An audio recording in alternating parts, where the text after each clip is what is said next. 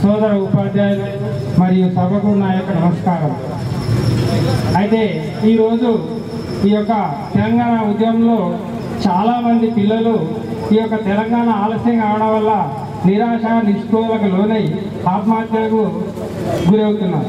అయితే మరి ఈ యొక్క ఇటువంటి దాన్ని నివారించడానికి నేను పూనుకున్నాను. కానీ నా యొక్క కుటుంబ సభ్యుల ఆవేదన మరియు కేసీఆర్ గారి యొక్క పిలుపు మరి ప్రజల నుంచి కూడా నాకు స్పందన వచ్చింది. నా కుటుంబం ప్రజలు పడుతున్నటువంటి బాధకు మొత్తం 4 కోట్ల మంది ప్రజలు స్పందించారు.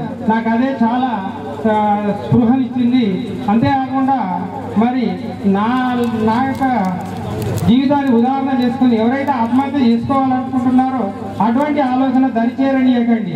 ఎందుకంటే నేను చేసుకోవాలనుకున్న ఆత్మహత్య ద్వారా నా కుటుంబ సభ్యులు, నా యొక్క ప్రజలు, మరి నా ఎన్నుకున్నటువంటి ఉపాధ్యాయ సోదరులు, మా గ్రామస్తులు 4 కోట్ల మంది తెలంగాణ ప్రజలు కూడా చాలా బాధపడ్డారు. మీరు రావాలని చెప్పి వాళ్ళు కనబడ్డటువంటి చెట్టుకు, గుట్టకు, రాయికి అన్నిటికీ కూడా మొక్కారు. అప్పుడు నేను రాగానే మా యొక్క కుటుంబ సభ్యులు, మా ప్రజల యొక్క సంతోషాన్ని చూసి నాకు కళ్ళు మిరిమిట్లు గొలిపాయి. కాబట్టి ఇక ముందు కూడా ఎవరు కూడా నేను చెప్తున్నా, ఆ యొక్క ఆత్మహత్య బలిదానం చేసుకోవాలన్న వాళ్ళకు నేను వాళ్ళకు పాదాభివందనం చేసి చెప్తున్నా. ఇటువంటి యొక్క ఆలోచన మీకు రానియొద్దని చెప్పి మీకు కోరుకుంటున్నా. ఎందుకంటే దీని ద్వారా ఆత్మహత్యల ద్వారా తెలంగాణ అసలుకే రాదు. ఇది మాత్రం ఘటాపథంగా చెప్తున్నా. మీరు పోరాడదాం వాళ్ళ మీదికి. ఈ యొక్క సీమాంధ్రులు మన ప్రభుత్వాల మీద పోరాటం చేసి మన తెలంగాణ సాధించుకుందాం. కానీ ఈ విధంగా మనము చనిపోతే ఆ యొక్క సీమాంధ్రులకు చులకన భావం అయిపోతుంది. వీళ్ళు ఇలానే చనిపోతారనేటువంటి ఒక దురభిప్రాయం వాళ్ళలో వస్తుంది. కాబట్టి అటువంటి ఆలోచన వాళ్ళకి రానియొద్దు. మన యొక్క నాయకులకు మనం బ్రతుకుండి వాళ్ళకి చేయితనిస్తూ మనం పోరాటం చేస్తూ మనం కూడా ఒక ఉద్యమ ఫిరంగిలాగా పాల్గొనాలని చెప్పి నా యొక్క ఇక్కడికి వచ్చినటువంటి సోదరులకు, ఉపాధ్యాయ సోదరులకు నేను విన్నవించుకుంటున్నా.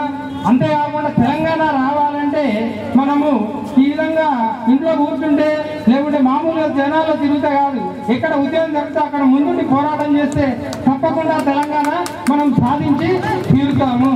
అంతేకాకుండా మరి ఈ యొక్క కాంగ్రెస్ నాయకులు ఏమంటున్నారంటే సోనియా గాంధీ రాలేదు కాబట్టి కొద్ది రోజులు ఆగాలంటున్నారు. మరి ఇన్ని రోజుల వరకు ఏం చేశారు?